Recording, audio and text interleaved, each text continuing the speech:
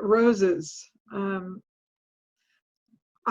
Roses are what I was trained with at the Berkeley Psychic Institute to use for focal point, and it actually originated from, if any of you have ever heard of the Rosicrucian order.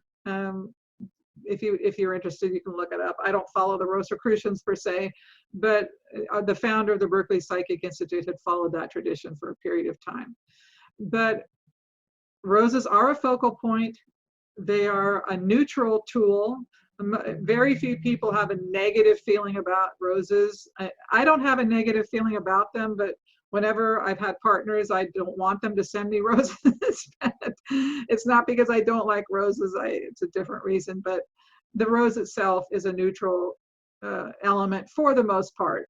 Occasionally I'll come across a student that's like, I don't want to look at a rose. I want to look at a daisy. Okay, fine, look at a daisy. I really don't care. But we use it for a tool to gain information, meaning we put energy into the rose, we watch what the rose does. So for instance, when I read, I tune into most everything by name, whether it's a person, whether it's a job, whether it's a property location, whether it's someone who's transitioned, it really doesn't matter.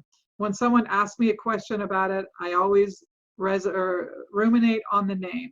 And so if we were going to look at someone, we would put their name in the rose, and then we watch what happens to the rose.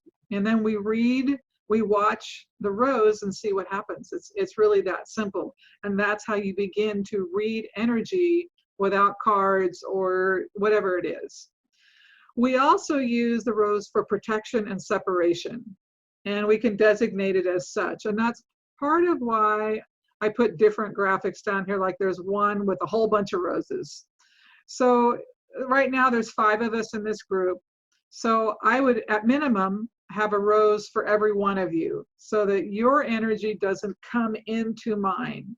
So I put it out in front of me about 6 to 8 inches in my mind's eye, and I designate it with either each of your names. I don't have to have your name, but there's 5 of us. I put it out there so that there is some energetic separation between us. And if I felt like I needed more, I could put 100 of them out there, whatever causes you to feel safe and secure.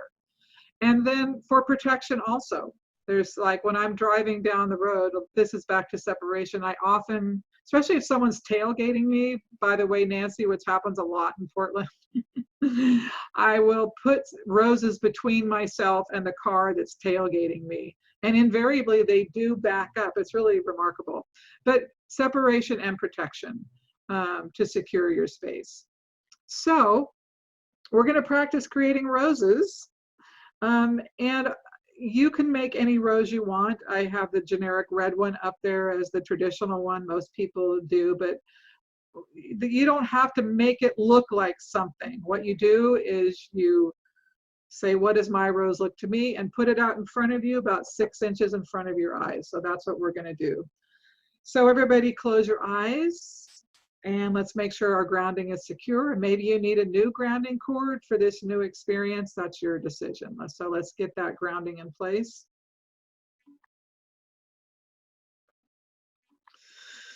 And if your energy isn't running, just or it stopped, just open up those feet chakra a bit and bring in that soft pink and that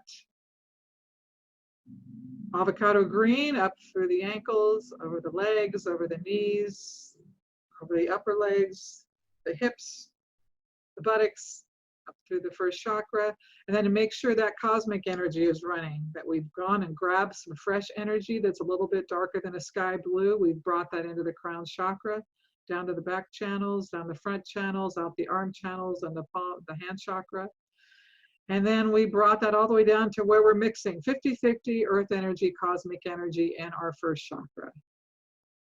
Good. Now that you have all that going, I want you to go into the center of your head, behind your eyeballs, looking out in front of you about 6 to 8 inches, and I want you to conjure up, generate a rose. Either one that looks like one in the picture provided or just your own version of that. Put it out 6 or 8 inches in front of you. Admire it. Notice the colors, the petals. Does it have a stem? No stem? Just notice it and admire your creation. You're doing this. You're creating energy in front of yourself. You're doing it. And once you have that rose very beautifully created or steadfastly created in front of you, I want you to explode it and let that energy go down your grounding cord.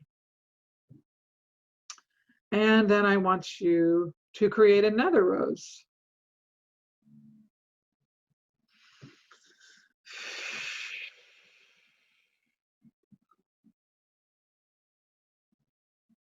So at about 6-8 inches in front of your eyes. Doesn't matter the color. Just explode. And then when that one's all beautiful and perfected, I want you to explode that one too and send the energy down the center of your, or down your grounding cord to the center of the planet. So I want you to do this about 10 times. I'm going to be quiet for a moment. You guys can do it at your own pace, but I want you to create that rose out in front of you, beautify it, make it perfect in your point of view, and then explode it and let that energy go down the grounding cord. And just think of this as that you're at the gym lifting, doing reps on a machine. We're doing reps with our mind's eye to create something, blow it up, and then create it again.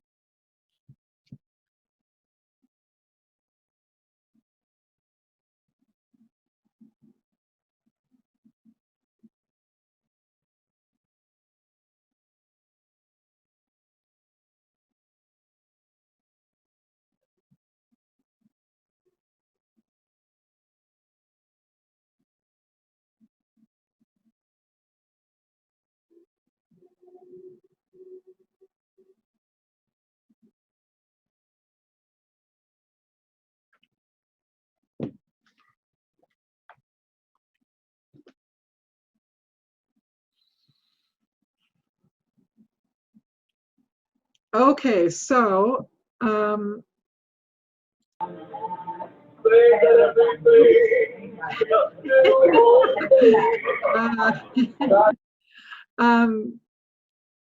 you doing, Barry? Have you done your 10 roses, or am I jumping the gun?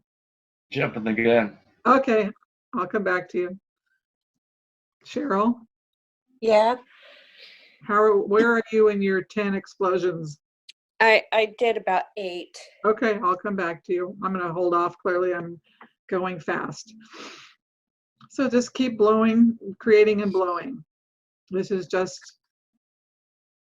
an experience of learning how to play with energy and have that accessible to you.